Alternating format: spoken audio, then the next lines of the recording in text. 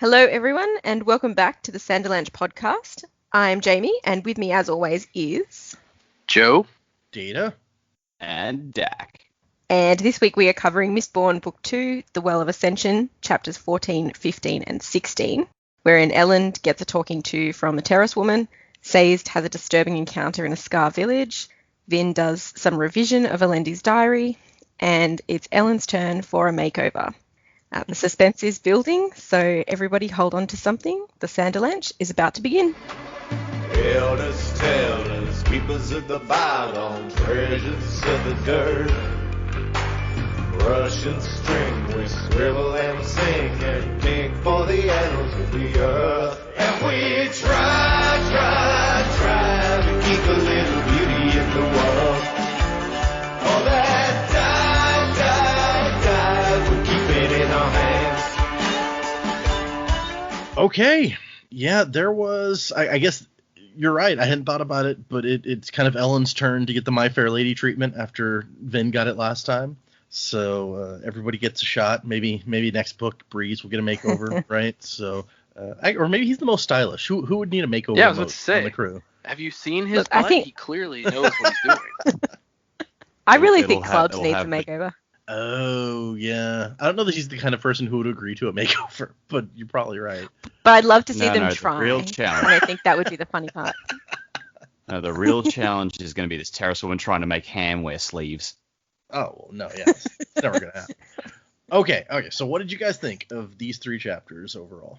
Yeah, there's some fun stuff. This terrace woman coming in and kind of telling Elend, hey, shape up. I mean, I think we've all had jokes at Elend's expense so far in the last book and this book, so it's obviously time for something to change, and with especially since he's the king now, I think it'll be exciting to see kind of what changes take place with him. I really liked the Sazed side parts in this so far. I'm almost disappointed that he's on his way to Luthadel, because I could just read a whole book with just what's going on with Sazed and the creepy villagers, and I'm really enjoying that whole part of the book. And then more Elend gets a makeover. I'm down. Yeah. I agree with you. Sazed has some really some good stuff while he's out and about on his own, away from other people, or at least, I mean, and with Marsh, I guess. But yeah, well, it's like a lot of the mystery. Like, we know there's an overarching mystery that Vin kind of hasn't put her finger on yet, but I feel like a lot of the direct mystery with what's going on in the story right now is centered around where Sazed is. So yeah, it's almost like we've got the one story happening in Luthadel, and then there's the bigger story, the bigger mystery that they're so distracted they don't really notice yet in Luthadel. But maybe Sazed showing up will get them on the ball. Right. It's like a real White Walkers situation going on when they've got Game of Thrones happening in the Central Kingdom, or whatever it's called. Okay. The Spike Walkers. The Spike Facers. The White Spike. No, okay. There's. Yeah, a couple more good chapters to read. I agree with Joe. I'm loving what's going on with Sazed. As soon as he woke up, under his tree and Marsh wasn't there, I was like, this isn't going to go well. I don't know why yet, but I just know, I didn't expect a whole village to have been wiped out effectively by sheer terror. But yeah, everything about that just was so disturbing and horrible. And yeah, I'm really interested to know what's going to happen with the mists as they're getting into Luthadel, because it's clearly out in the villages and the smaller areas, definitely more prominent at the moment. So yeah, that mystery is really, really interesting to me. I really enjoyed the terrace woman just pretty much coming in here going like, nope, shut up, Elend Venture. This is how you're going to be now. I don't want to hear your excuses. You're oblivious to the whole thing. We're going to fix you. This is how it's going to go. I really hope that Elend takes some of it on board, which he seems to be doing towards the end of the chapters we read, probably by force at this point, but he's kind of like, yeah, okay, sure. I feel like her character, the terrace woman, has the potential to really rub everyone the wrong way, and I don't really know what's going to happen with that. But no, I enjoyed that scene for what it was too. And I'm really enjoying coming back to the mystery of the Deepness and that we're sort of talking about that again. I'm still rooting for Tentacle Monster. I think that's still a pretty cool image. But yeah, looking forward to seeing where that's going for sure. Yeah, I mean, it's with the stuff with Sazed, it is weirdly specific how it seems to be so far limited to these villages out in the middle of nowhere, right? Yeah, and I don't know if it's just easier for, the mist. I mean, obviously there's more to the mist than just mist, and whatever the Lord Ruler was doing to keep these mists at bay during the day, however that worked, it's sort of rolling back into these smaller areas.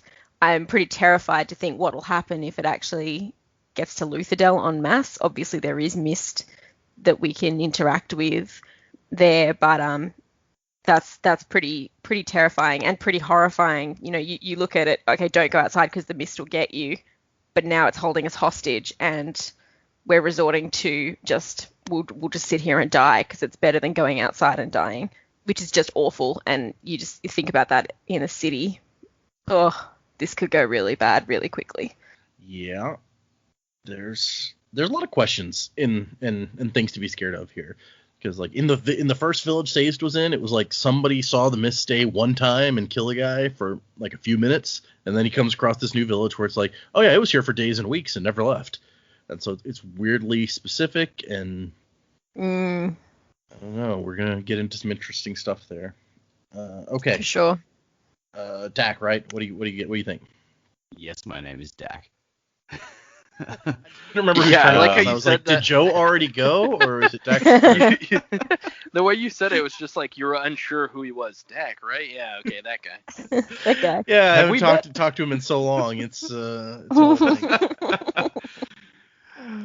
As far as these chapters go, I really liked the Sazed chapter. I agree with what the others are saying. I think the mystery there is fascinating, and I really want to sink more in there.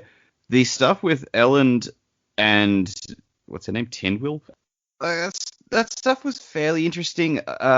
She kind of annoyed me, not because of anything about her specifically. I think I've always just had a bit of a dislike of like, all right, we've got all these established characters, and then this random character just pops up almost out of nowhere and says, I know better than all of you, and I'm going to take charge, and everyone kind of lets them. I've always had issues with characters like that in other stories. So I think some of that just sort of rubbed me the wrong way a bit here when she popped up and was just like, I know better, I'm going to tell everyone. Even though, yeah, she definitely knows better than Elend, because that's not hard.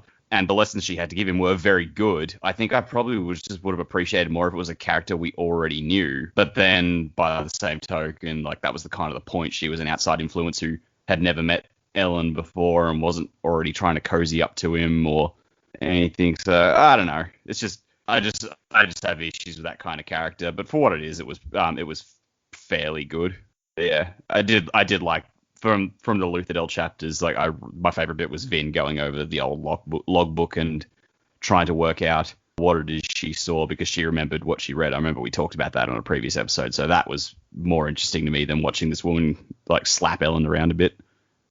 Interesting. So Joe was all for getting Elend slapped around, but I see where you're coming from. Maybe if we'd gotten like to know her a little bit first. Yeah. Like the principle of him being slapped around, like no problem with that. It was just who was doing it. It's like, who's this woman again? Why is she here? And like she explains that, and it all makes sense. It's all logical, but it's just the fact that this character sort of popped up out of nowhere, and all of a sudden Elend is trusting her with his life, and she's following him everywhere. And it's like, this seemed really fast, especially considering you're at war. It's true. That's actually a good point I hadn't thought of, where it's like, one of the other armies could have sent this person. They're trying to take over your city right now. But they're weirdly trusting of her in lots of ways, which I'm going to use to transition us right into the beginning of the chapter. Well, Elend is, but Vin's not. Well, yeah, Vin is Vin. So. Vin never trusts anyone, so yeah. So Alendi says, or not Alendi, Quan says in this epigraph that they were all telling me that I was wrong, but I wasn't about to give up. Anyone who knows me knows that, which, okay, good to know. He's going to be dogged in his pursuit of investigating this. But the beginning of the chapter, and I don't know if it struck anyone else as odd when we got to this part, she like rips the bonds out, and Elen's like, Vin? maybe you should come in now. And she's like, oh, no, she's not actually there. She left. And I was like, it was really weird that these people they catch this lady spying on them, and then they just take her at her word that Vin is outside ready to protect the king, and I'll leave them there. Yeah, something's a bit weird with that. Everybody just kind of trusts her, like, oh, if you say Vin is there, okay, that's fine.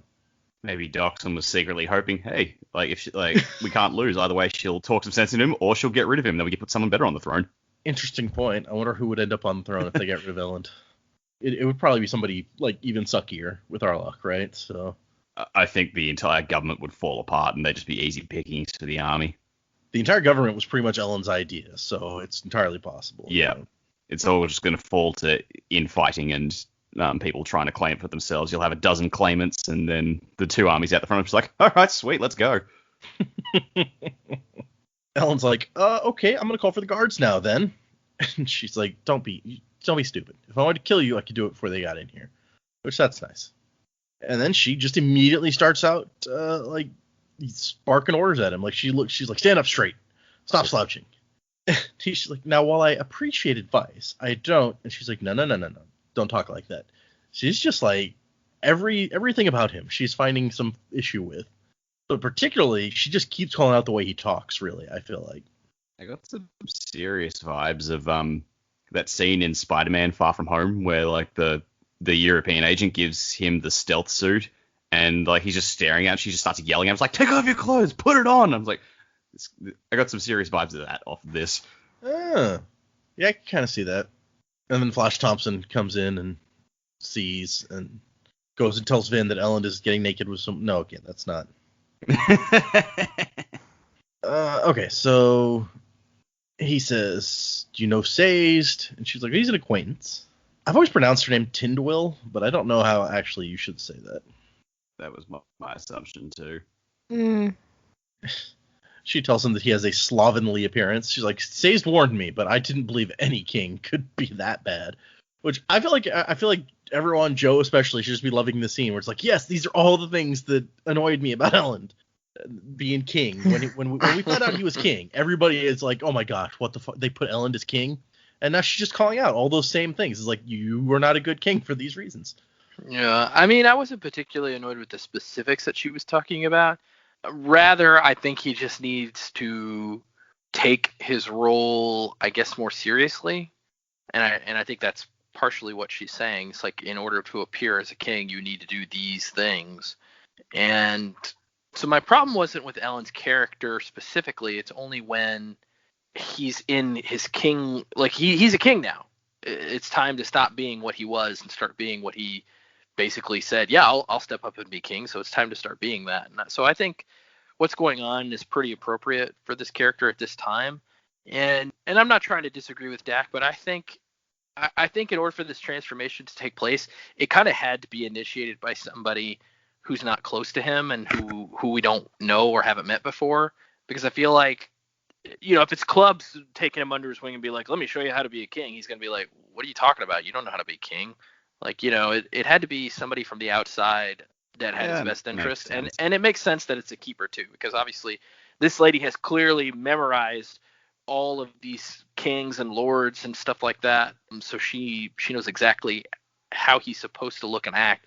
And they don't, and like she keeps saying, like, they don't have time for him to all of a sudden become a king. He's got to fake it until he can make it, basically, because they don't have time. Yeah. Like the wolves are at the door now. Like they got to get going. I mean, that's yeah. I agree with everything you've said. I guess it's just that character type that does pop up out of nowhere that's always bothered me a bit, but that's right. In story, logically, everything you've said is 100% accurate and makes sense. So it's an interesting point that no one else really knows anything about being a ruler at this point, because the Lord Ruler's been the only one for 1,000 years. So no one but a keeper could ever really comment on, like, this is what rulers are like, other than the Lord Ruler. Keepers have the book Being King for Dummies memorized. I want that book now. I have to admit that I totally relate to Elend in some of his lines here, though. It's like, yes, well, while this is fascinating, I'd rather avoid further insults this evening, if you'll excuse me. And I'm like, yep, that's how I would take this. Oh yeah. But she makes some pretty good points. she's like, the assembly that you yourself organized ignores you. The Ska don't think you can protect them. Even your own council of friends makes their plans in your absence, assuming your input is to be no great loss. Which, yeah, on one level that's fair. On another level, it's like, well, he did leave them alone for 2 hours. What else were they supposed to do? But again, that's another one of his failings. It's like, you just left them here when you had a meeting. You should do your research before the meeting and have everything prepared. That's just politeness, right? But Kelsier was always late. It's fine. They're used to it, I guess. And I like when he says, in the last year, I've read every pertinent book on leadership and governance in the 4 libraries. And she's like, well, then I suspect you spent a great deal of time in your room when you should have been out being seen by your people and learning to be a ruler. It's like, oh, yeah, no, that's a good point. She says that she, while Sazed focuses on religion, she studied biographies of famous generals and kings and emperors who no one's ever heard of these days. And she's like, are you going to let me tell you what to do, basically? And he's like, well, Sazed was always super useful, and I really could use some help here because I suck at this. So, all right. At least he can admit it. Never known an evil terroristman. Oh, wait. Well, yeah. She notices when Vin comes back, and Vin's like, how did you know I was here? And she has an interesting line there where she's like, Sazed mentioned you as well. We should talk soon, I think. Which, what do you think that's about? What is she going to talk to Vin about? If she understands biographies, maybe she has a more objective description of Elendi than his own diary. Yeah, that's an interesting point. Somebody might have written something about the dude. I also like that Vin immediately says, why are you here? And she's like, it took this dude several minutes to get there. I like that you went there faster. You guys make an interesting couple. And Ellen's like, is there anything I should be practicing? And she's like, yes, stop saying Right. Okay. Which, hey, that's always a good public speaking tip in general. What were you telling us? You told us a story before, Jaymee, about saying but it wasn't actually on the show. Do you want to go back and... Oh, yeah. So when I was in uni, we had to do a professional practices course, and part of that was to effectively be on trial, and we had to give witness testimony, and every time one of us would say our lecturer would say his own first name. So every time I say or I hear someone say I hear someone in the background go, Keith. So it still doesn't stop me saying and I catch myself doing it all the time, and I hate it. But yeah, now I just hear Keith.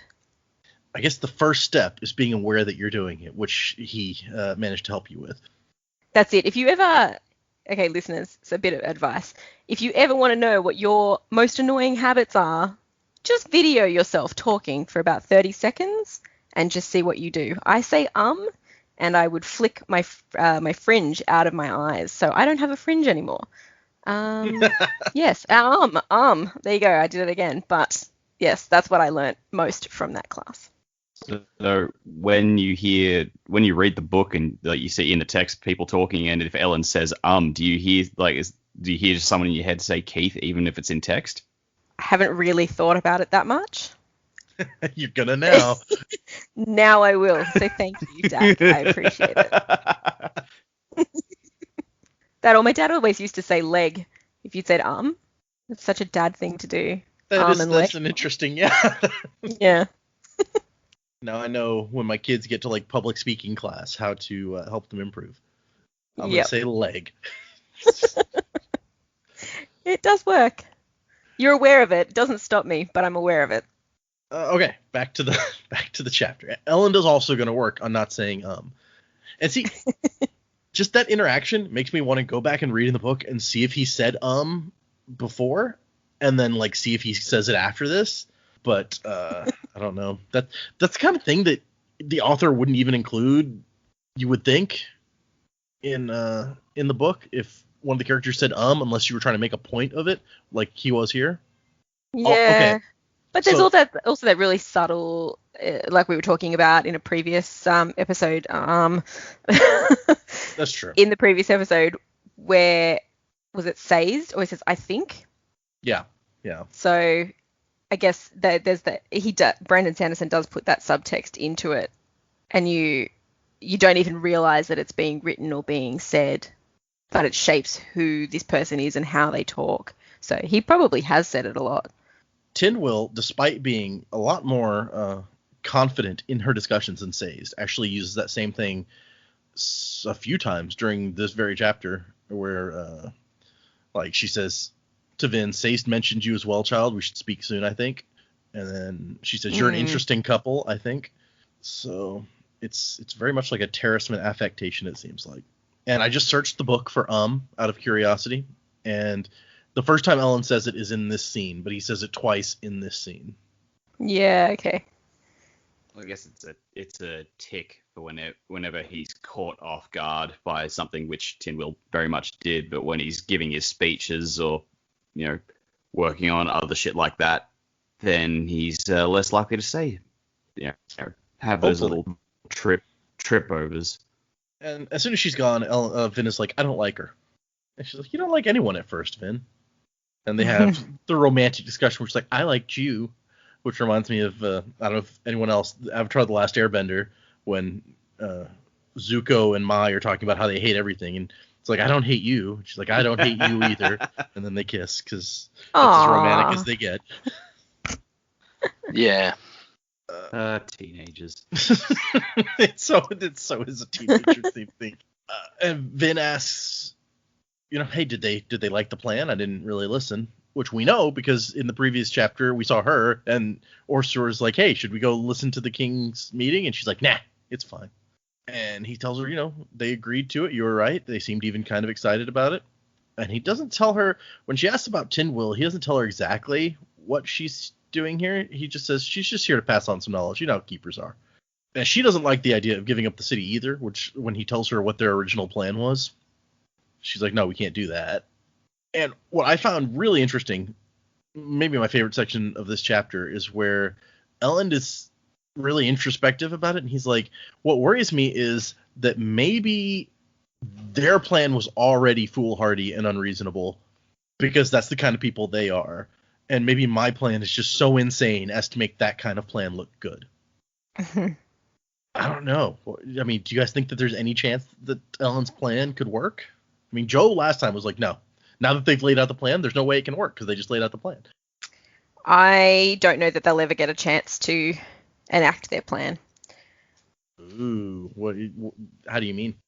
Well, I mean, they spell things out and they go, yep, this is how we're going to do it. And something then will happen, which will throw that whole plan off course. So, like, there may not be a need to go through with their plan in the end. So if everything was going to go, like, sort of according to their plan, like, they might pull it off, maybe, but there's a lot riding on it. But yeah, I think something will happen, and they won't ever get to that point anyway. So kind of like last time when the army never actually got to be involved because it got revealed too early and slaughtered. Yeah, pretty much. Yeah, so maybe they'll achieve their ultimate goal of being able to keep the city, but I don't think this plan that they're trying to do is going to work. Okay. Seems reasonable enough, as, if you're genre savvy enough to know that when you have the whole scene where they lay out the plan, you're like, well, the plan's not going to go like that then. Now that you've said it, it's... You just jinxed time. it, jeez. Well, so that means it would be a big surprise. These meetings. It would be a giant surprise if they laid out the plan and it went exactly according to plan then. You wouldn't be expecting that. Point. Jack's like, we shouldn't have these meetings. Should they just keep their plans secret from each other and be like, let's improvise? Well, why do you They think just wing it on the Elend day. was late? He was trying to avoid turning up and laying out the plan. Oh, well, yeah. It all makes sense, people. And they have this little discussion about, like, standing up and, like, fighting these kind of hopeless fights or whatever. She says, you can't let others beat you down forever. Kelsier taught me that.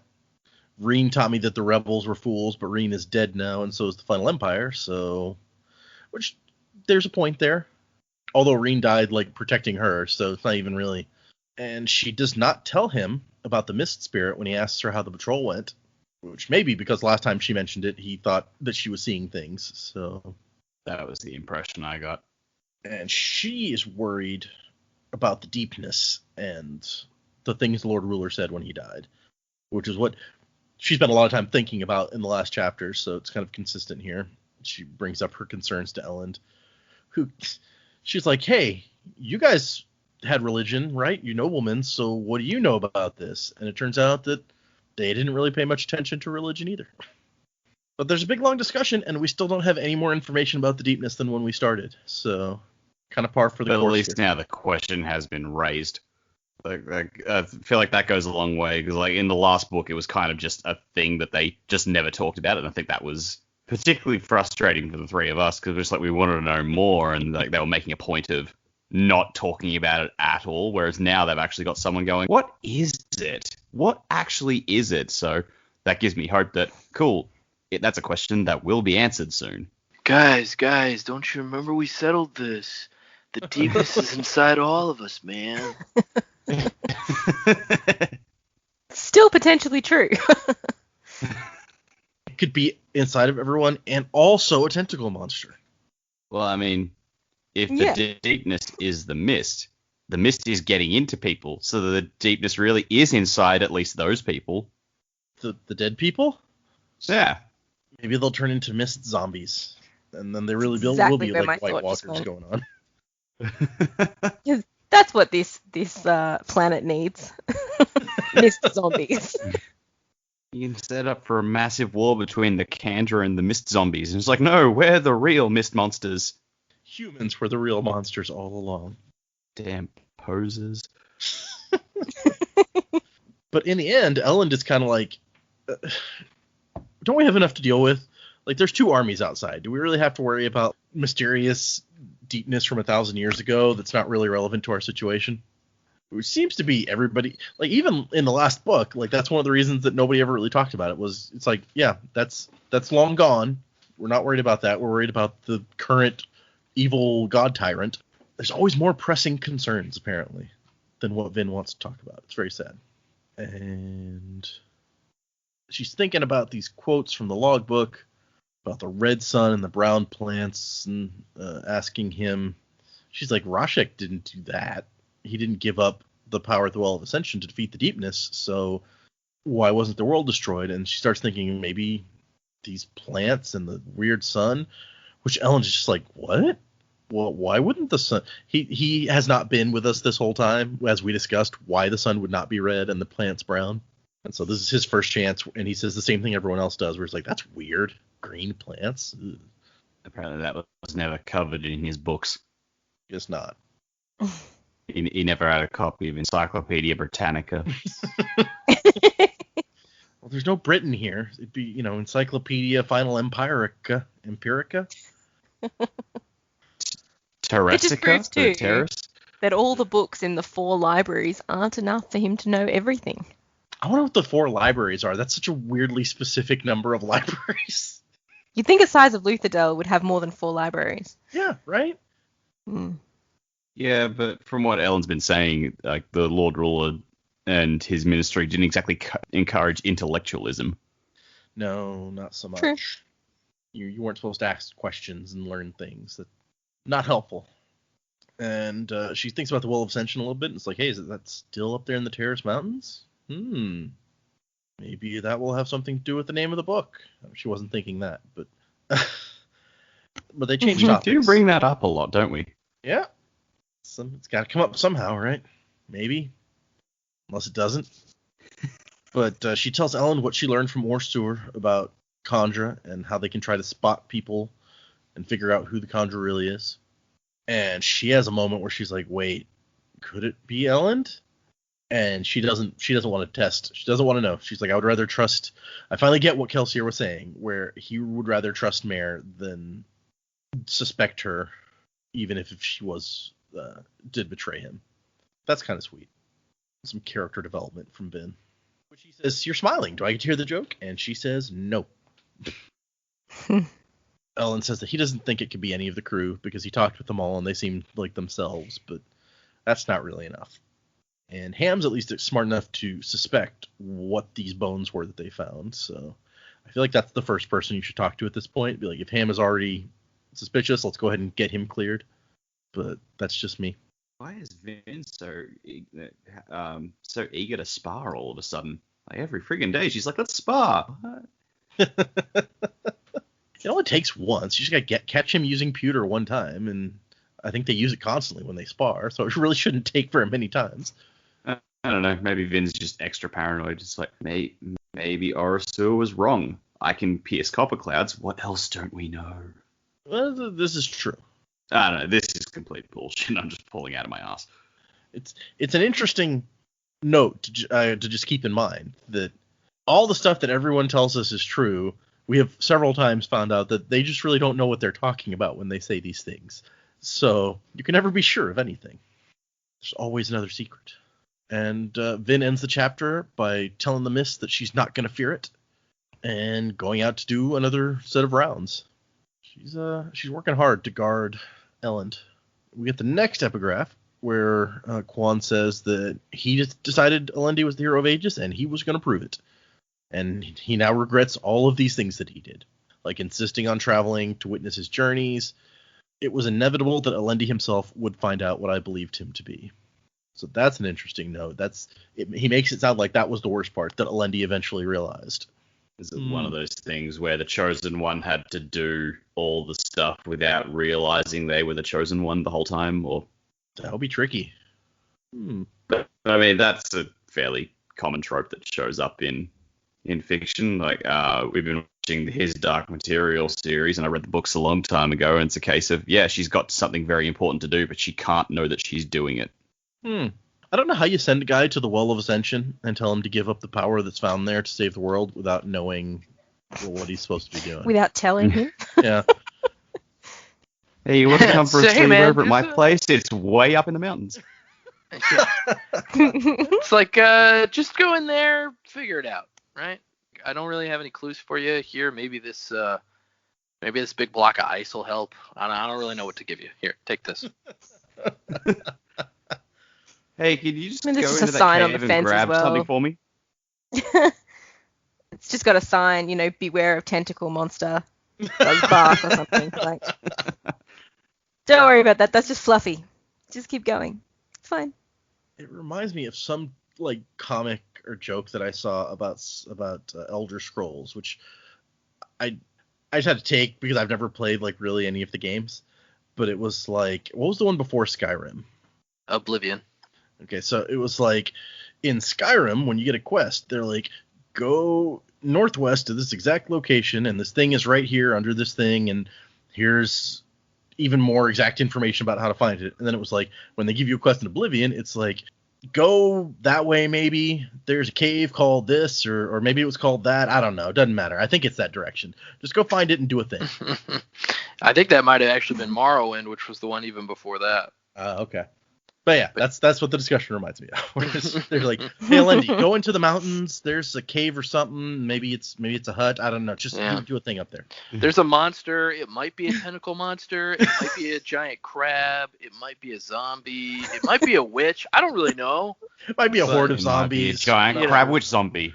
Yeah, it might be these mist creatures that stab you with like psychic knives. I don't know what it is, but it's there. Probably.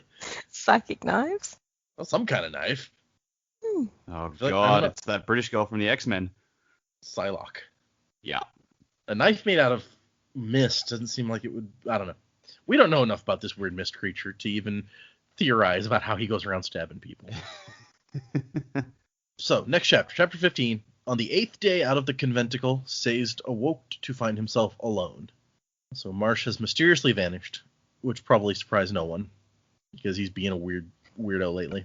You can't exactly just sleep under a tree. He's got all these spikes in him. He's probably like, if he rolls over in the night, it's gonna hurt. Apparently they always hurt. Also, I don't know.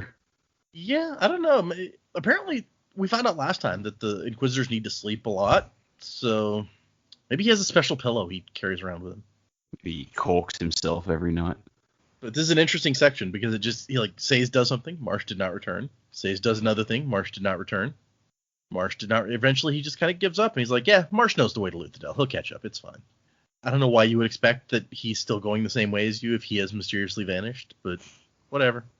Sazed, he didn't leave a note. And we know Sazed has paper. Totally could have left a note. And so he's heading towards Luthadel and finds this village and even dips into his metal mines to get information about the village as he's heading in there. The gazetteer listed Urbine as picturesque. I was like, if that's anything like a real estate listing, it's probably not picturesque. Oh my It's so shit. true. It's quaint. A real fixer-upper, you know? The whole village is a real fixer-upper. Yeah. It's awfully small. Charming. Some people would call it cozy. I mean, with the right people, like, the Property Brothers or something, they can go in there and flip that whole village. I think they'd make a pretty pen. Flip that village. Somebody left the goats there, so It couldn't get worse. Yeah, you got your own goats right there, all the milk and goat cheese you want. I mean, it'd be easy to flip. Just get rid of the bodies. So what? Yeah. What are some of the features you got to fix up? Well, we can start by getting rid of the corpse pile. Yeah. Or, AKA, food. We haven't gotten there yet, though. No. So, he heads into the town, and he's wondering about, like, why are all these livestock just wandering around? And the wind shifts, and he's like, oh, no, the Ska aren't hiding. They didn't leave. That is the scent of a bunch of rotting bodies. So this raises an interesting point. The mist came and took the humans, but left the animals. So the mist is only targeting humans, nothing else. Well, maybe, because what we know, at least if this guy can be believed, is that some people died going out into the mist. Some people had attacks of some kind and then got up and were fine, and some people just walked out and were fine. So could be the same thing with animals. He's only seeing the goats that are still alive, and there could be some dead ones hanging around. I don't know. He didn't mention any, so I just assumed, okay, the goats are okay, unless the goats are the mist. I'll never look at a goat again.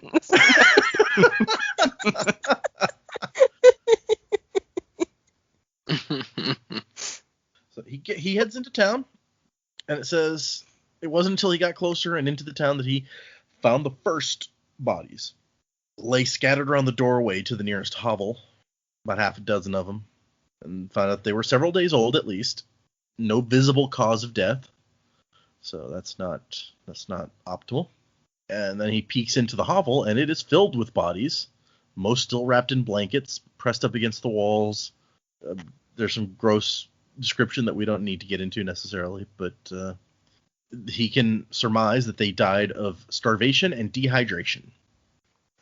He's just like, how could they have run out of water and food? Like, there's still goats running around? How do you die of hunger when you have a herd of animals right here?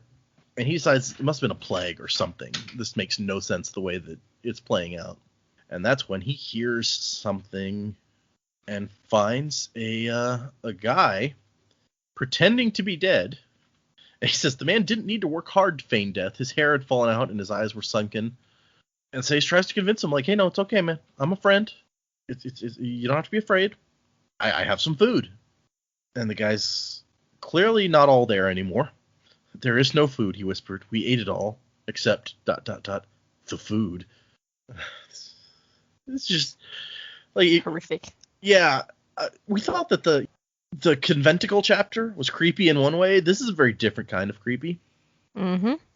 This is the kind of guy that, like, they might have found him in the conventicle. Like, I would have bought that, because this is freaky and weird. I didn't eat the food, the man whispered. And he explains that he can't go outside because of the mist. Sazed has to kind of draw this out of him, but he's like, the mist came and it stayed for days, weeks, all mist. And he's like, well, how come you didn't leave? Like, I know people are scared of the mist, but if you're going to start starving to death, then you would think that maybe it'd be worth braving the mists for this. And he tells him, some people did. Gel, I keep wanting to read that as Jello. It's Jell, and I'm just like, it feels like Jello to me. Good old Jello, he was the bullheaded one. The mist took him, how he shook, how he writhed when it took him. Some got away, and they called to us after leaving the village saying it was all right. It didn't take them. Don't know why. It killed others, though, and some it shook, but they got up later, and some it killed. And Sazed is, like, this is more information on this weird mystery than Sazed has been able to get since he started looking into it. So this is kind of useful for him, despite being super creepy. And so he's trying to get more information out of the guy. And he's like, okay, tell me more about who did it kill? Who did it let pass? Like, what do they have in common? And the man says, time for food. And goes over to a corpse and pulls the arm off and starts eating. Ugh. And if he just pulled it right off, I can't imagine. Ugh. Yeah, it's pretty bad. And then as he's eating it, he looks up and realizes Sazed is there again, and he's like, it's not mine, and drops it. Just... oh, goodness, this guy. He's seen some shit. Yeah, he has.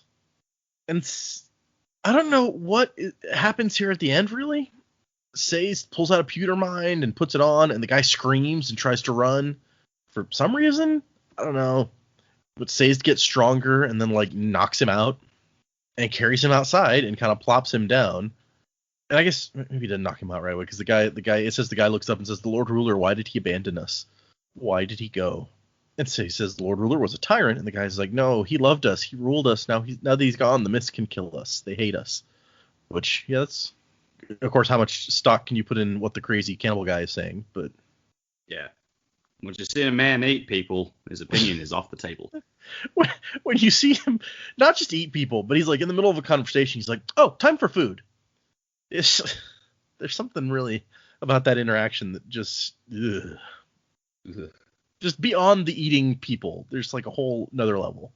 And then the guy runs and says this, like, starts to go after him, and he's like, well, wait, what am I going to do? Take him to Luthadel? You don't want to be traveling with this guy. Is my opinion here. You're gonna wake up and he's gonna be like gnawing on your leg. So just let him go. It's fine. Yeah, what are your choices? The cannibal or the spike face?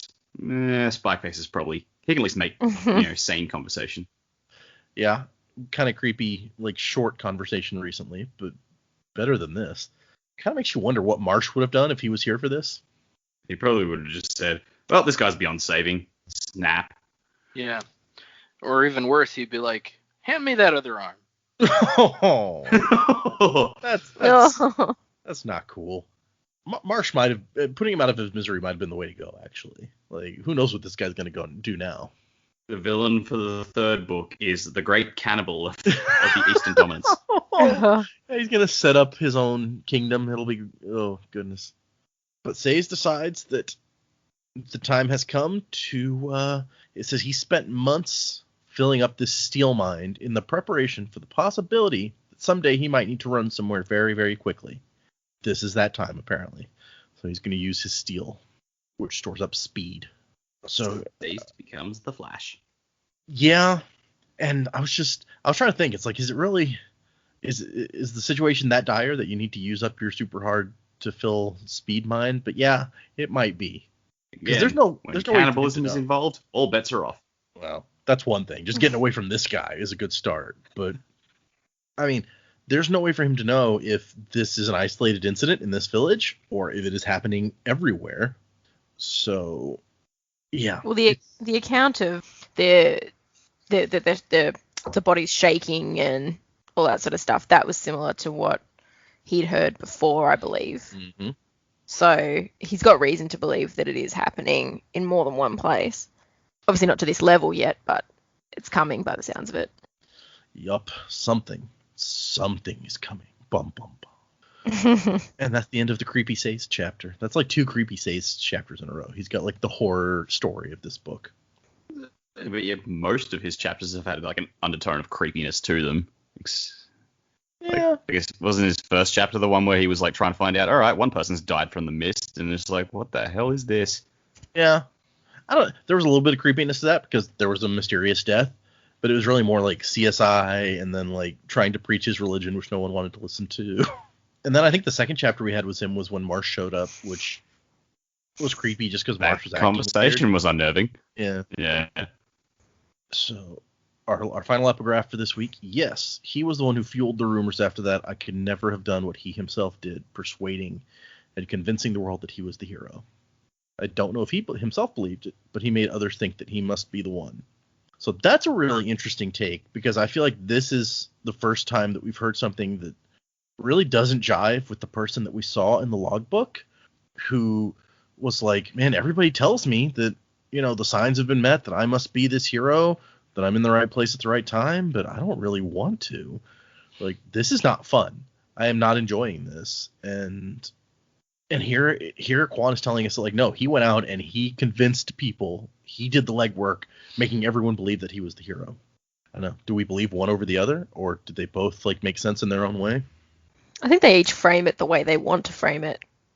It's sort of who do you actually believe? One of them's going to go and make themselves out to be the good guy, and the other one's going to go and make themselves out to be the good guy. It's like, more to uncover there. Everyone always thinks they're the good guy. That's a fair point. The history is written by the winners, but really neither of these two won. Rashek did. Rashek did win and got to write history. That's why Elendi's story is, like, relegated to one book hidden away in Critic Shaw, and Quan's story is on a giant metal plate hidden deep beneath the earth in the stronghold of the Inquisitors. Mm-hmm. And somehow we found both of these mysterious ancient texts. It's kind of ironic. Sazed kind of found both of them. I mean, Vin pulled it out of the palace and then dropped it, and Sazed found it. But it's weird that the same guy found both of those. There's something really fun about this Vin chapter, where it's just like, Vin rarely uses her quarters, but now she's sitting among stacks of paper, trying to figure stuff out. It's kind of cute. She's doing what you do, like where she's trying to search through the book for a certain mention of something. Yeah, she doesn't have a Kindle though, so it's tough for her. It's very sad. Very difficult. And so she's just making piles of this book, like this one pile that has mentions of one thing, another pile that has mentions of another thing. And Horsor's like, what are you even doing? And she's like, I thought you didn't care. He's like, well, I don't, but I'm bored. And I want to understand. She's like, this is the Lord Ruler's logbook. Well, not the Lord Ruler. The guy who should have been the Lord Ruler. And he's like, what?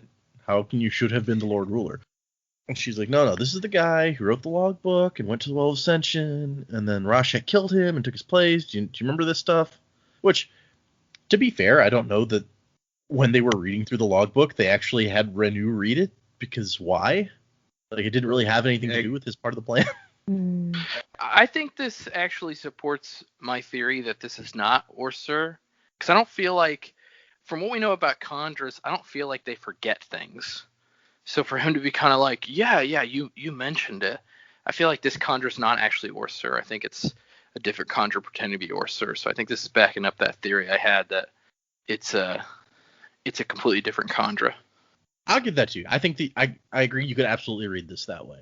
That if you have that theory going into this, that makes complete sense with what is coming out of this conversation.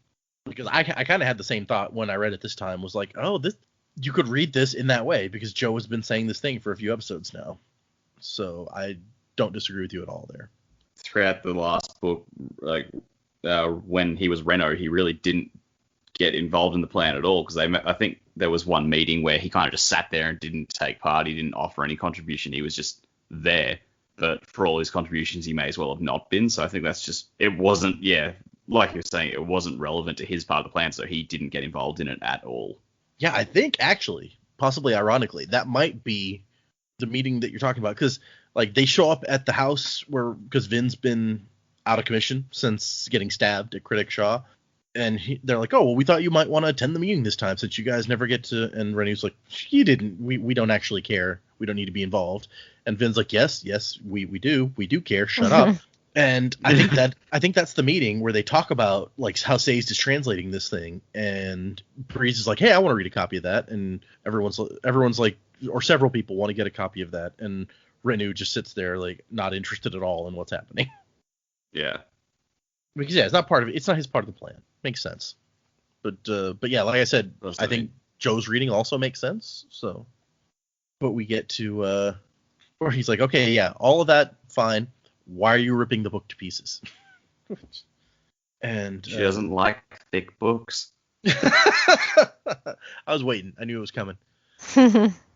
But she says that I guess she's got like a spatial organization thing that helps her think through these things. She's like, it helps me think if I move stuff around and like file stuff.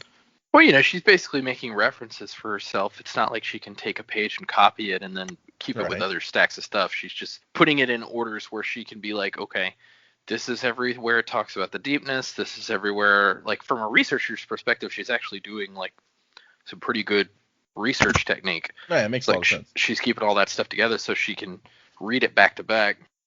And I think that Orsur's main purpose here is to stop this from being a big long chapter of Vin having to think about these things to let us know what she's doing. Because it's like, if he wasn't there to ask, like, hey, what are you doing and why are you doing that? It would have to be Vin sitting here being like, I am putting things in piles, and here is why I am putting things in piles, as she thinks to herself. Somebody had to be there for it. Oh, great. Orsur, you've been promoted from dog's body to Greek chorus. But he continues to not kind of see the point. He's like, okay, so why are you looking through this book? Lord Ruler's dead. You killed him. So I've heard. But she is going through looking for information about various things, the deepness and the shadow, the mist creature. And she has this one moment where she's like, it watched him too. Bum, bum, bum. Creepy thing.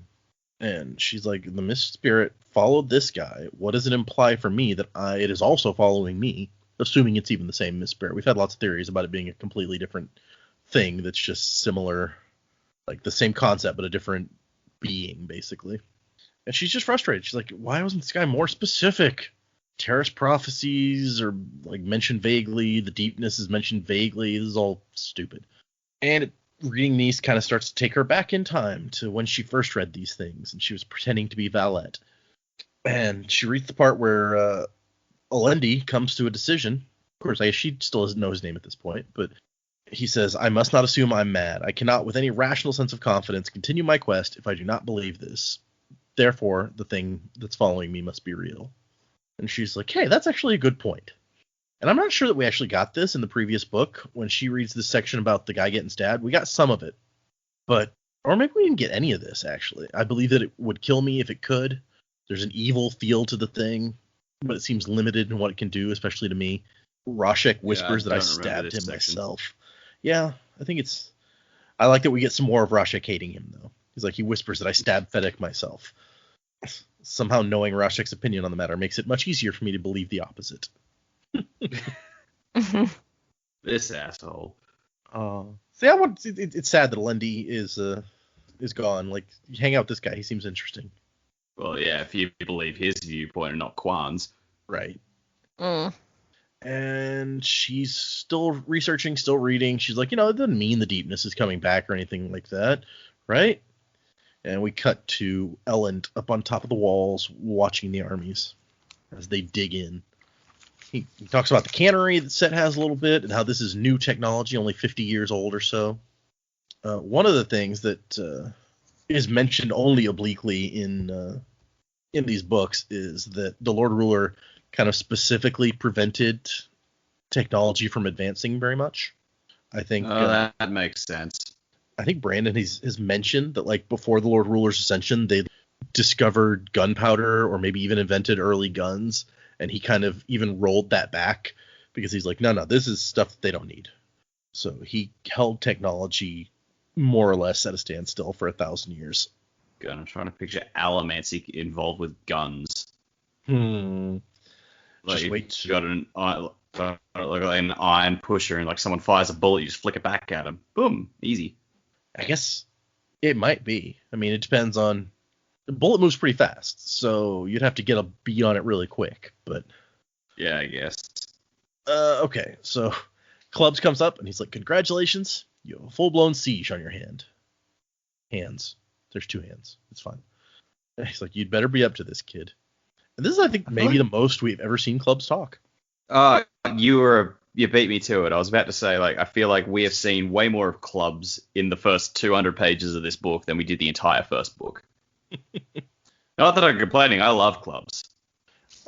Yeah, and he's got an interesting kind of position on these things, which it almost makes you understand why he wasn't super involved in the last book in all the planning. Because, like, when they met earlier, he's just like, hey, if the kid wants to give it a try, let him give it a try.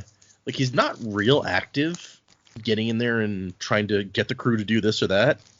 He's kind of a go with the flow kind of guy, which is a weird guy to have in charge of your army, by the way. But he's He's go with the flow until he gets to these situations where it's all about battle, and it's like that's something he understands better than the rest of them do. So he's just like, yeah, now I'm in my element. Like until they got to that point in the first book, he's kind of just like, yeah, you can crash at my place. that was mostly his role, to be the dude whose place you can crash at. He also gets very active when his nephew is giving him sass, and he's like, you're gonna stay here until you tell me where you got that uniform. That's one of his army uniforms. Clubs is in control of the army. It's like, are you fucking with my army, boy? But he's got some things to say. He's like, everything's all about you now. That's a useful place for a king to be, I suppose, if he's a good one. Which, geez, that's more of a dig than I think we've ever heard Clubs go for. And Elend just comes out and he's like, I want your opinion. Am I a good king? And Clubs says, I've known worse leaders, but I've also known a hell of a lot better. So... That's like, you asked. Yeah. No, and I mean, Elend doesn't even take offense at it. He's like, it says Elend nodded slowly, and he's like, no, yeah, I get that. I want to be good at this. Because no one else is going to look after the ska, basically. And Clubs has a real interesting take on that, too, where he's like, the situation usually makes the man. Kelsier was a selfish dandy until the pits nearly broke him. Will this be your pits of Hathsin Elend venture? I guess we'll have to wait and see, he says. Also us. We're going to have to wait and see. But yeah, I just really like this bit because it shows a lot more into Clubs' character. For a while there, he was the grouch who also happened to be a very good craftsman. And then he was the military general, which he's also very good at. And you think of like military commanding characters, they're just like all they know is military. And we were just talking about how Clubs only really seems to be active in the military side of things. But he's a craftsman, and he's actually got a bit of an insight onto what makes a man, what makes a person, like their experiences. So he's actually quite smart and insightful. He just doesn't get a chance to show it very often. I thought that I found that really interesting. I was like, I want to know more of Clubs' opinion on shit. Like, I feel like we haven't had much of a chance, but like a full conversation with the guy could be fascinating. Mm. Like, why don't we ever get Ham involving Clubs in philosophical conversations? Probably Clubs would just grunt and be like, whatever. Yeah, well. But his take talks about shit that matters. Exactly. It doesn't matter. Ham's crap doesn't matter. His take on leadership really could go back to that whole military thing where if he was in the military for a while, he probably saw a lot of different leaders and would kind of have an idea about what makes a good leader. But he's not just like a dumb army man. No, he's got some insight. And I really like the scene. I think I mostly like that we get to have a conversation with Clubs for like the first time, basically. Yeah. But it's also good for Elend. And then we find out that the terrorist woman sent Clubs up here to send Elend down, basically. He's like, it isn't often you meet someone who feels like they can order me around. And we find out they have checked on Tindwyl. They had terrorist people in the city come in, and they all recognized her, and apparently she's a fairly important person back in Terrace.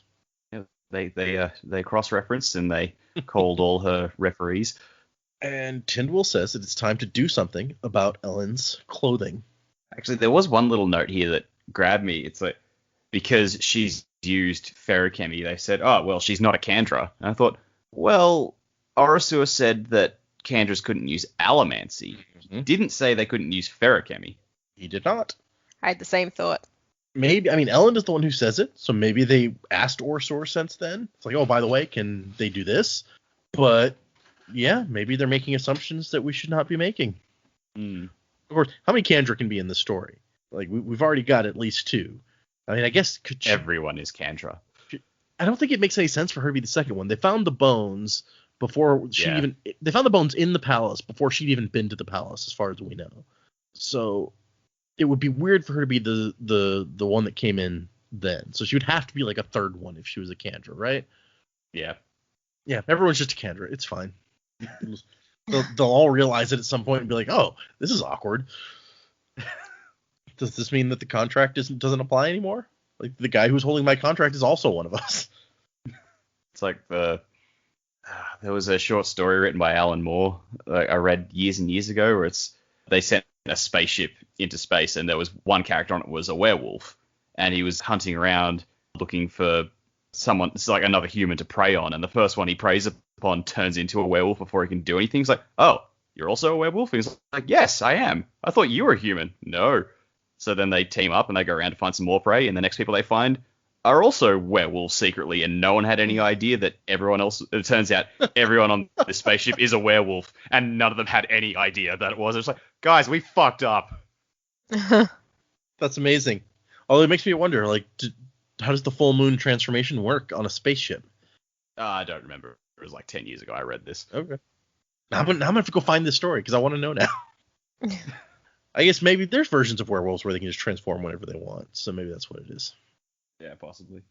So Tyndall and Elend have a discussion about his suits, and he's just like, oh, I know it's not quite as formal as what other men like to wear, but it suits me. And she's like, it's disgraceful. He says, now I hardly see... Don't argue with me. And he's like, but see, you the other day... And so she's trying to get him into some speaking habits that are not so... And we talked about his speaking habits last time because Brandon mentioned them in the annotations. But it's just like, he likes to say things like, now see, and have an argument about everything. And she's like, no. Kings don't argue. Kings command. She uses the word slovenly a lot. She does. That's what I was about to say. Slovenly clothing invites other slovenly habits, such as your posture, which I have already mentioned, I believe. She's basically mad he's a slob. She spent all these years studying these biographies of kings and stuff, and now and there was no kings to meet. I mean, you could never like talk to a king because the Lord Ruler was the only one. So presumably this is the first king that she's run into, and she's like, dude, you suck. Yeah, I think she's just disappointed. She may just be disappointed in general. Like, she's like, I thought this guy was going to be a king. Here we have bitchy Mary Poppins. Kinda. Of course, apparently in the books, Mary Poppins is much more like kind of harsh and cold than she was in the first movie. Oh, so we have regular Mary Poppins. Yeah, kind of regular Mary Poppins. I think in the second movie, Mary Poppins Returns, she's supposed to be more like she is in the book. She was fairly stern in that one, as I recall. So, but Ellen starts to pick up on some of her lessons already, because she says, you're not going to wear suits anymore, and he says, excuse me, and then she just stares at him, and he's like, all right, explain yourself. Got to give orders, not ask questions. And she makes a point about the suits, where she's like, that was one way to go. It made sense to keep wearing suits like the nobility did. It gives a sense of continuity and such. But you are at war now, and your dress should reflect that. So he gets a white uniform. Yeah, it made me think, the way it's kind of described, it made me think of Admiral Thrawn. Yep, I absolutely see that. Or even like the UNSC uniforms, like the dress uniforms in Halo, very like, just like stark white, very buttoned up, tight. Yeah, it's definitely described that way. And the thing you have to remember is that we're in the Final Empire, and people don't generally wear white because ash is falling from the sky all the time. That's true. So this is kind of a statement that we are making here. Although she did tell him he could change the color of the cape. Yeah. It's like, if you want variety, change the color of the cape. You have 6 identical white uniforms in your closet. You're just inviting problems, though. Wear this white uniform and go out in the ash-colored area and keep your suit clean because you're a king. I guess. Fight, but don't get dirty. Fight, but don't get dirty. Yeah, I guess like her thinking, and it's actually kind of ingenious if you think about it. It's like, look at me. I don't care about ash. I am bright and I am the king. The world does not concern me. I am the king. I'm going to wear white because it doesn't matter to me. And yeah, absolutely. And not only that, is that you are instantly the most visible person because no one wears something that light. No one else will be wearing this color, basically. So you stand out like that. I snapped. I don't know if that made it over the... That's I do like when Demo comes in and he's kind of like, oh, Your Majesty, you could tell he was like, it was almost like he was going to talk a little more casually to him. And then when he saw him, he was like, oh, Your Majesty, this happened. And he's like, oh, by the way, I like the uniform. Captain, stop checking out your king's ass. Well, we know Demo likes a good uniform, right? Yes, Damon loves a uniform. He's like the opposite of Ham. He gets the uniform on, and Tyndall says, good, once you learn to stand up straight, this will be a decent improvement. And then they're going to cut his hair. And he's like, no, you're not cutting my hair. And he says it firmly and with authority. And she's like, all right then. And then he sees himself in the mirror and it's like, wow, this really makes me look different. My hair looks bad with this. All right, go ahead and cut it. So it's kind of nice that he is willing to go along with this and even admit when he's like, no, you know what? This hair doesn't fit with this new look. Okay, let's do it. Yeah, and I don't know if they're holding it for a later chapter, but I really wanted to see Vin's reaction to him. Mm-hmm. Yeah, you gotta wonder if she's gonna think positive, negative. She likes Elend, and he gets a crown, a very simple crown with no like adornment or anything really. That I thought was too much, but I'm not the kingmaker or whatever. Well, and he makes an interesting point where he's like, the Lord Ruler didn't need to wear a crown and remind people, and she's like, well, yeah, the Lord Ruler didn't need to remind anyone that he was in charge.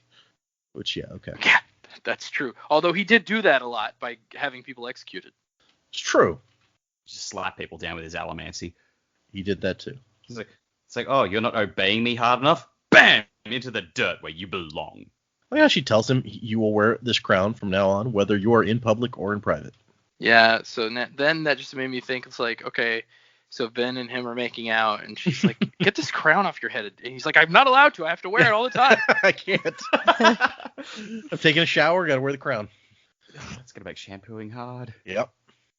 And eventually he's like, you know what, thank you. I was hesitant at first, but this really makes a difference. And she's like, yeah, enough to fool people for now. He's like, what? She's like, yeah, you didn't think we were done, right? Well, silly Elend. Silly rabbit. My Fair Lady lessons do not end that quickly. See, the crown is actually on his head so that he learns to stand up straight, because otherwise the crown will fall off. Oh, yeah. It's like when That's true. the books are on your head and you know. He might have appreciated That's really the purpose of the crown. He needs a crown made out of a book.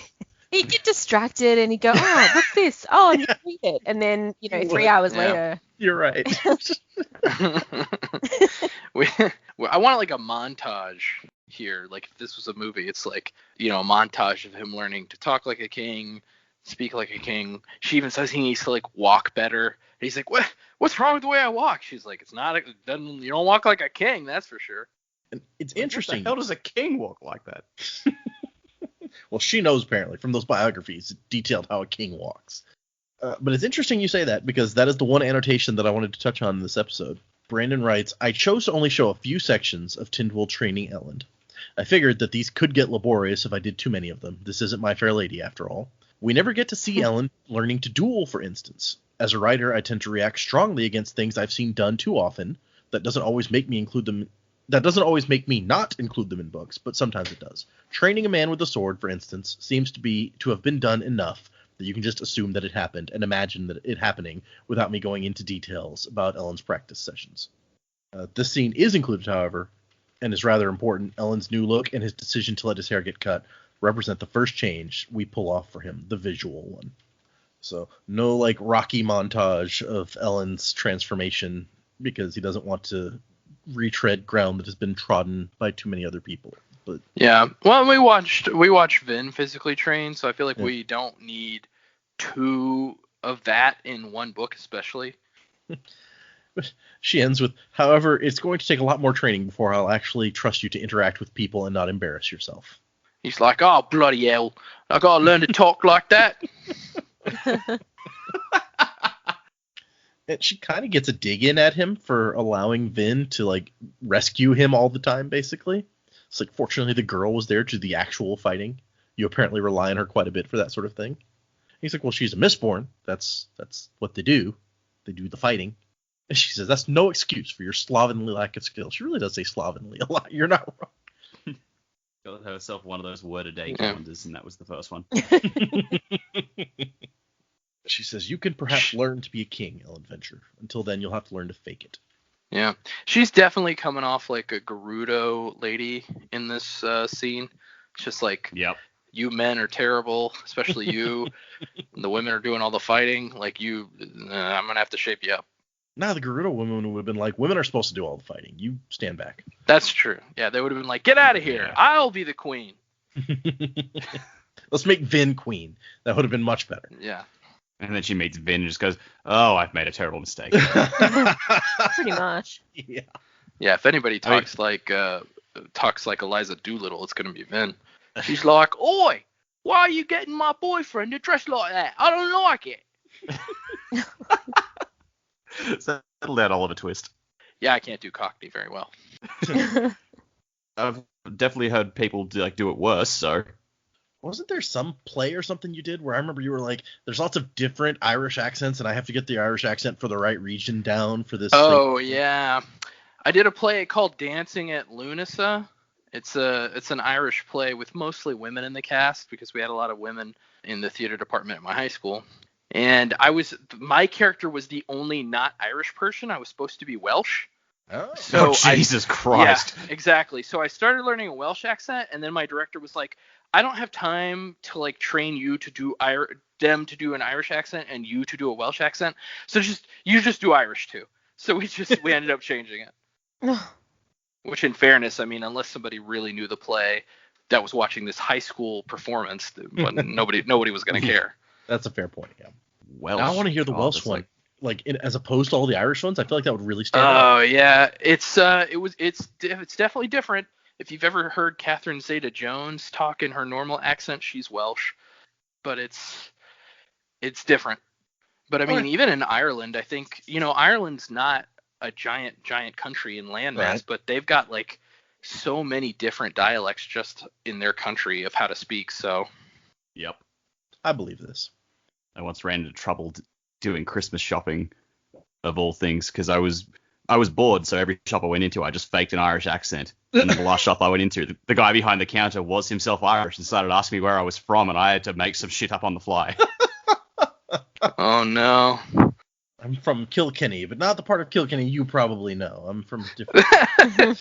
I'm from Dublin. Yeah, Dublin, of course. That's the one town I've heard of.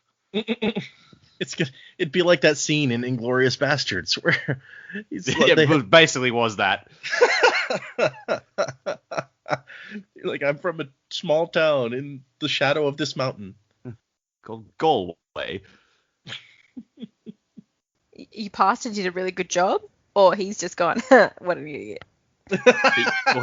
He didn't call me on it, so to this day I never found out if he believed me or not. He seemed to, but he could have just been laughing at me behind his sleeve. Never went back to that shop. No, never. I Okay. made a terrible mistake. At least it wasn't like Welsh. And he's like, what part of Wales are you from? I'm like, I don't fucking know any names of towns in Wales. Yeah. Cardiff. That's the only one I know. I don't know. The towns in Wales are you basically have to make a whole lot of vowel sounds while being kicked down the stairs. Okay. Back to the yeah, okay. Damu shows up, and Damu's like, hey, cool uniform, dude. And he says that we have received a messenger from one of the kings. It's weird how he starts out with just one of the kings to make Ellen specifically ask, oh, really? From Lord Set? He's like, no, it's from your father. And then he says, hey, do you know where Vin is? I haven't seen her all day. And he says, I think she's in her quarters. Do you want me to summon her? And she says, no. Ellen says, no, I'll get her. So I think we may be going to get Joe's wish pretty quickly to find out what Vin thinks, because Ellen's on his way to get her. And we have an interesting little end to the conversation and the chapter where he says, I'm going to do more than just fake being a king. And she's like, sure. And it's like, what do you think makes a man a good king? Tindwyl of Terrace. And she says, trust. A good king is one who is trusted by his people and who deserves that trust. And he just goes, and thinks that's a good answer and leaves.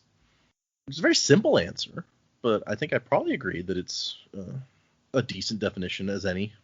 I think the striking thing was the fact that she seemed to, she wasn't blunt or cold or, ordering him. It's don't ask the question that way, ask it another way. I think her reaction sort of made me think she's thinking to herself, that's a good question to ask. You've done well. Here's an honest answer. And also the way he asked it. I agree with you. I think that's her. Yeah. This is exactly the kind of question I want you to be asking. Mm-hmm. Yeah, you could see a real turn here for Elend and what she thinks of him in general. It's once he is once he really starts putting things into practice, and it's like, okay, I'm gonna dress the part, and and I think she's almost goading him when she's saying, it's like, oh, yeah, you look good enough to fake it. Like she's wanting him to want this because that's the only way it's gonna get done correctly and properly. Yeah. So I think there's a real turn in this section scene, if you will, in the book. So it's definitely a good scene. Okay, I think, and we have several emails today, so I want to keep us from running too horribly long so that the edit won't be torturous. So let's move into predicaments, and who wants to go first with some predictions for what we will see coming up? So I don't know how immediately Elend's going to meet with his father. I know that he's just Demo, however you say his name, has just come in and said, hey, we got a response. It's from your father. I don't know how quickly that's going to take place, but my prediction for that is, especially with the way he's dressed, I think Venture's probably one who can see through his son most easily because it's his son. So there may be a little bit of surprise on Venture's part when he sees his son this way, but I think it's going to kind of strip him bare of the pomp and frills that he's putting on himself right now. So I don't know if that's going to go Elend's way necessarily, or if it does, I think maybe Venture will have, his dad Venture will have something more devious in mind, that kind of like getting the knife in the back prepared. That's what I imagine happening. I'm sticking with my theory that this Khandra is not Orser. It's some other Khandra. And if Strath Venture sent the Khandra, then it could be, because we know he had a Khandra from the last book under his employ, under his contract. I don't know if that Khandra was ever named. I don't think it was. Yes, yeah, that Khandra had a name. It was okay. It was, give me a second, Tensoon. That was. So I'm gonna say that Orser is no longer alive, and Tensoon is actually the Khandra that is with Vin. That's my prediction for that. And I think Sazed's gonna arrive back pretty quick. I'm almost hoping he doesn't. I hope like on his way there more bad stuff happens, because I feel like that's the most, not to him specifically, but I feel like that's the most exciting part of the book to me so far, is the stuff that's going on outside of Luthadel. So I almost hope he's delayed even more, just so that we get kind of some more creepy, cool mystery stuff. But I imagine he'll get back pretty quick, and maybe that's where then leaving the city will come into play. Say like there's something larger going on outside, and I know you think Elend needs you, but the world needs you more. Like, we got to get out of here. We got to go figure this out. It's interesting you say that, because I kind of agree that there's something nice about the outside Luthadel chapters, and I think it's that the book has been designed with these Luthadel chapters to make you feel what they're feeling, this trapped, Luthadel's under siege, everyone's trapped here. And so it's like a relief to get these outside of Luthadel chapters, even when they're super creepy, because you don't feel trapped. Okay. Jaymee, what do you got? So I was talking a little bit earlier about I didn't think that the crew were going to get an opportunity to actually enact their plan. I think Sazed will make it back. Sazed is coming from a different direction too than the two armies that are coming outside Luthadel. So I think Sazed will get back in. I like the idea that Vin will also get out, but I don't know that they're going to run straight north to the Well of Ascension or anything. I think whatever's happening, the mists outside Luthadel at the moment will possibly wipe out the armies. Maybe not wipe them out entirely, but I think that will sort of happen. And I think that Luthadel largely, and that will be okay, but they will need to sort of make decisions on, are they going to shelter the other armies? You know, what's going to happen there? Will they have to start working together against this bigger problem, because it's going to be a problem for all of them? And Sazed is the one with that message now, this sense of urgency that stuff is getting really weird. So I can't imagine that it's just limited to the Eastern dominance either. It's getting a bit crazy, especially seeing as we do have a mist monster of sorts in Luthadel. Yeah, I don't think it's going to be long before we see something happen there. That's probably my biggest one for this week. I also like, why do we have something else eating people? Why? Just why? And it probably is just, starvation and hunger and all that sort of stuff. But part of me was like, how do you go from being a mist wraith to becoming some sort of Kandra? I know you just sort of eat things and absorb them, but could this be like a young, sort of in between a mist wraith and a Kandra? It's a bit crazy. I don't know. Something was weird about that to me as well, but I don't know if I'm just looking for things where there's just crazy. Yeah. It's a real eat or be. Sorry. It's a real eat or be eaten atmosphere here. Oh yeah. Or is it dog eat dog? Because the Conjure's a dog. Get it? Good one. Yeah. Hilarious. Yeah. You have some interesting points there. Why did we need something else eating thing? People? Guys. Yeah. I just that whole chapter just really irked me, and it doesn't fill me with confidence for that army or armies outside Luthadel either. And then if we get mist zombies, that's just an extra level, isn't it? So yeah, if both armies get destroyed by the mist somehow and turn into zombies, then there's a zombie army outside, a double-sized zombie army.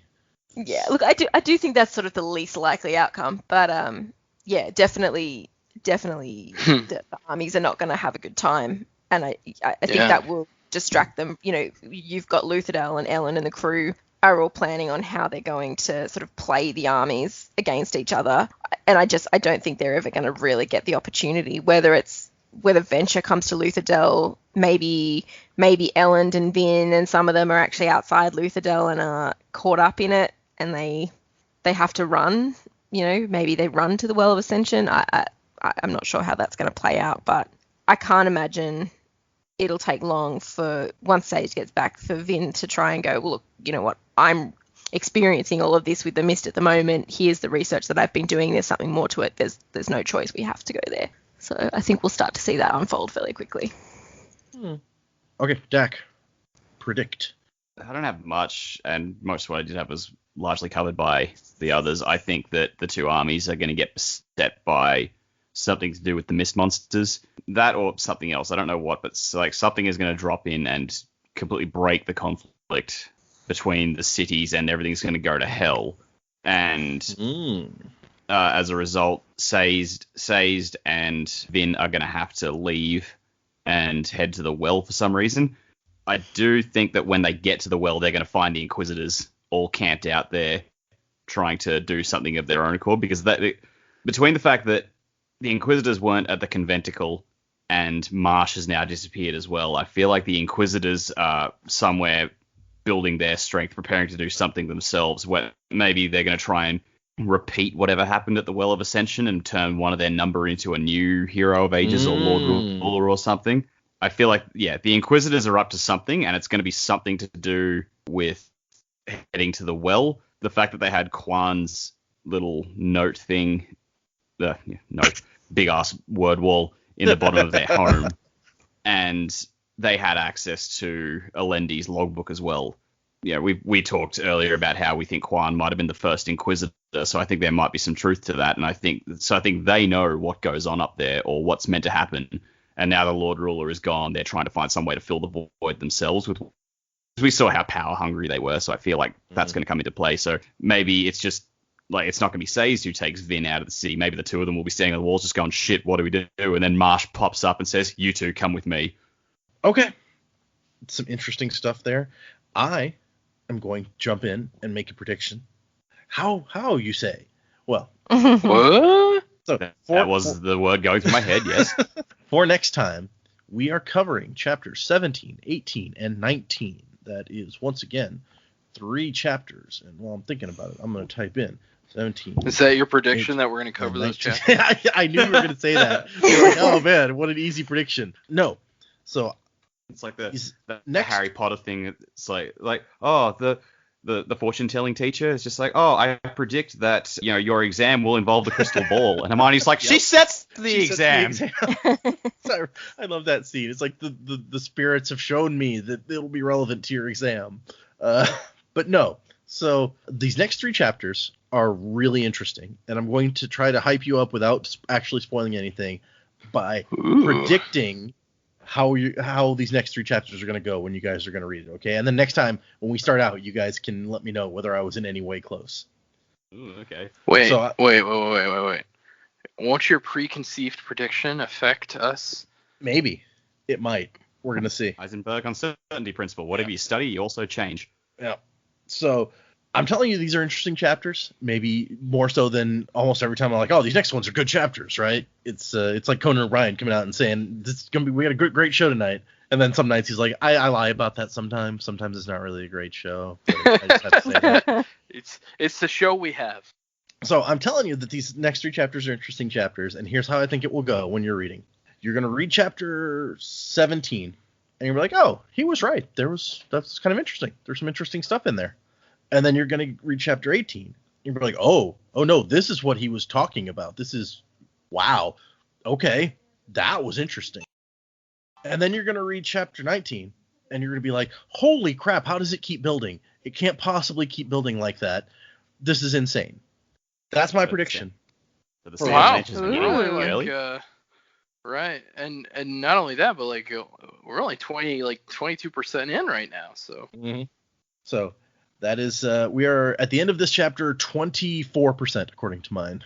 But anyway, that is my prediction for next time. You guys are going to tell me at the beginning whether or not how close I was, and maybe I've biased you, and you're gonna be like, he made it sound way better than it was.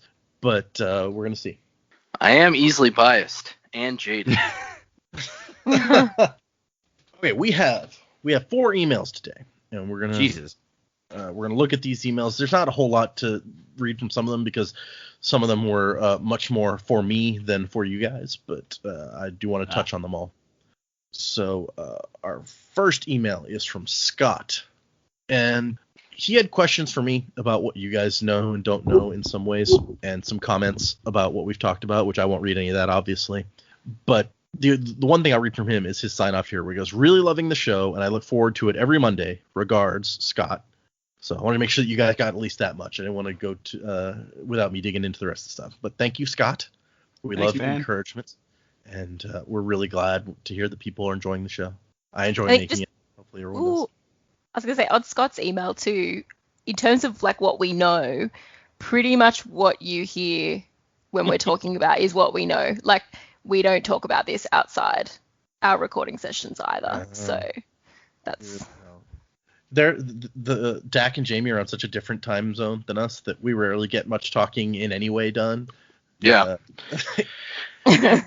Well, and the only times I talk to Dak at all outside of, I don't talk to Jaymee at all outside of this, and the only times I talk to Dak is if on the off chance we're both on Xbox at the same time, which doesn't happen super often. And we don't ever talk about the book. Nah. We have, our next email is from Jason, who may or may not have emailed us before. I think that does. Jason sounds familiar. Yeah. I did that on purpose, and we'll get there. So Jason says, just finished listening to your third Wall of Ascension episode. This is just to say for the best. Quick drop in by Data while editing here to say that somehow the recording gods smote a full minute of our recording here. So a lot of Jason's email has gone missing. Sorry, Jason. I'll bring you back in the middle of our discussion. Girl. Only girl. He says he's making a point of running with the whole not knowing names thing now, which is why he mentions. Oh, we made it a thing. Yep. Well, whatever you say, Grayson. So he says, I'm going to keep emailing you guys until host guy says that I have emailed before. I am the only person to have emailed multiple times and not have that said. So I will keep emailing after that. I need to beat Retro Rocket in volume. So that's why I started out with he may or may not have emailed us before. So he's like, I have a few things to say. One of them I can't read on the air. He says, 2, last novel host guy mentioned that it is planned to be adopted as a movie, hopefully. Brandon has said that he wants the second book to be more of a miniseries and look more at the side characters. What do you guys think? And I have heard that. I didn't actually said it, but I saw people talking about it, saying that Brandon said something like he'd like to make movies of the first and third book and then have the second book be like more of a miniseries type thing. which I don't know how that would work, how you can do a trilogy and Yeah, that's weird. movies and a miniseries in the middle. But Yeah, I guess shoot the movie, release it if it does well.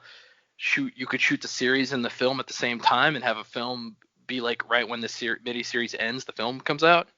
maybe, I mean, Would it be like they're not so much, they don't happen much these days, but like the Harry Potter, Twilight, and Hunger Games movies all had like one movie got split in half. Would you do that for the second movie instead of the last one?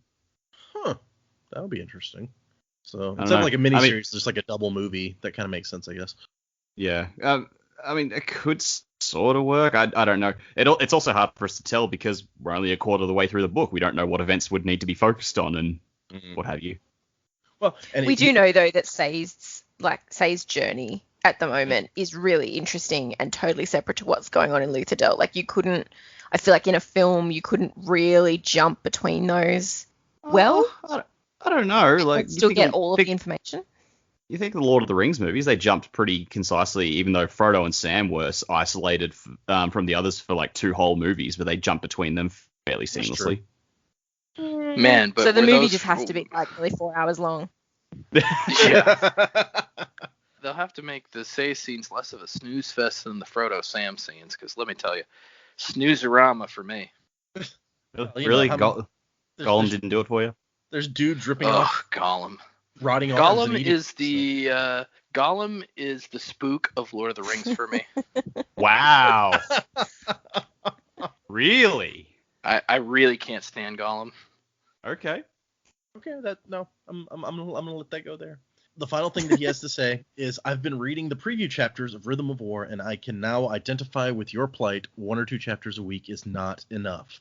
So, in November, Brandon has his next big book coming out, his next Stormlight Archive book, and he has been releasing 1 chapter a week since July. And so he's going to release, I think, the whole first section before the book actually comes out. And so it is tough, 1 chapter a week. I mean, Jason is sharing your pain here. You guys get to read more than 1 chapter though, so. But yeah, man, it's stressful. It's stressful when I can only read 1 chapter of this new book a week. I can't wait for November.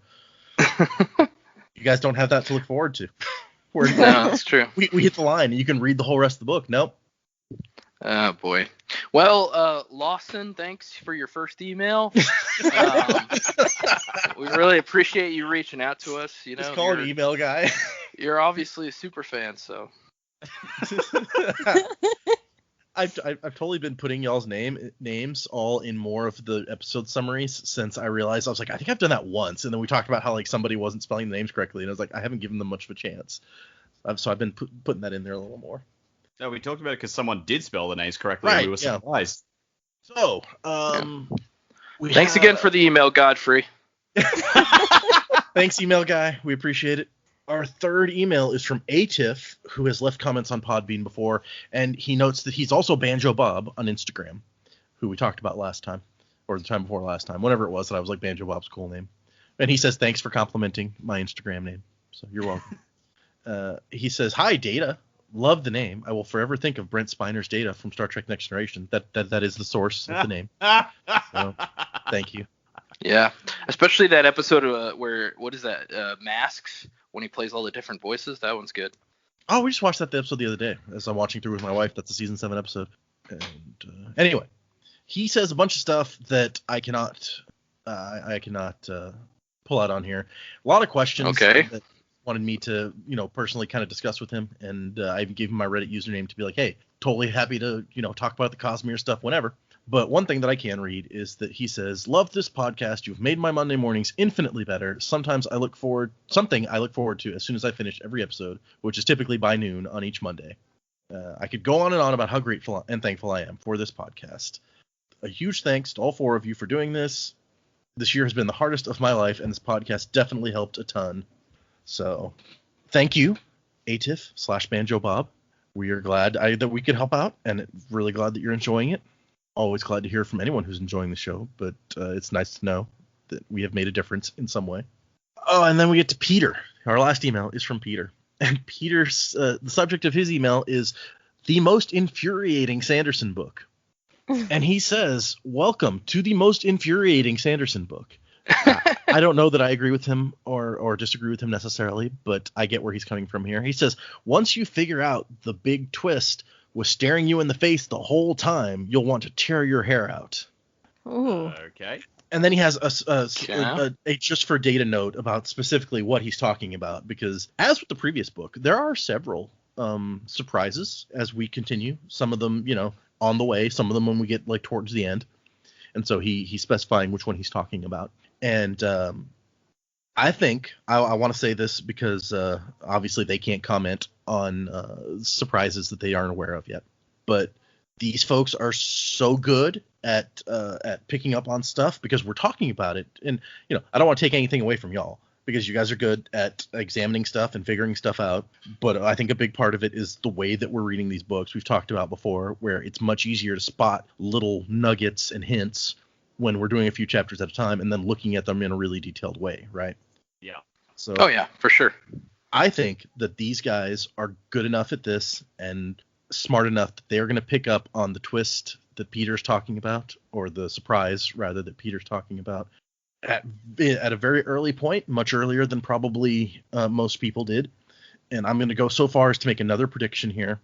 And I'm not going to say a chapter because that would be too much of a potential spoiler and you guys would be on the lookout too much.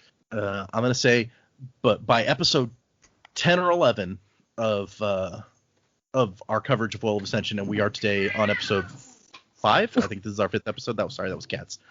We're on episode 5 Cats! today. I think by episode 10 or 11 that they will have begun or maybe completely picked up on this surprise that most people might not, including myself, might not have spotted till more like episode 20. So that's my prediction. We'll see if that comes to pass. That is the last of our emails. Thank you, everyone, for your emails. And if anyone else would like to send us emails, it is thesanderlanche@gmail.com. You can find us on Twitter @thesanderlanche. We usually get like 2 retweets every week. We get Muggins retweets or likes rather our tweets almost every week, and then Joe. And those are the 2 likes that we get regularly. And so yeah, just keeping it going. Find us on Twitter if you like. You can leave comments on our Podbean. You can find us on Facebook, Instagram, all good places. It's all the Sanderlanche, one word, E at the end of it. Music by Miracle of Sound. Remembering to throw that out there. Does anyone else want to any last comments before we wrap up the episode? Nothing from me. I'm good. Okay, everyone. Thanks for listening. And wasing to the time of next, everyone. Did I say that right? Did I actually get it right that time? Wasing to the I think time? that was right. Yeah. Okay. Yeah. Awesome. And we try to keep a little beauty in the world. All that die, we keep it in our hands. Oh, we are the maiden boys. Oh, keep it in our hands.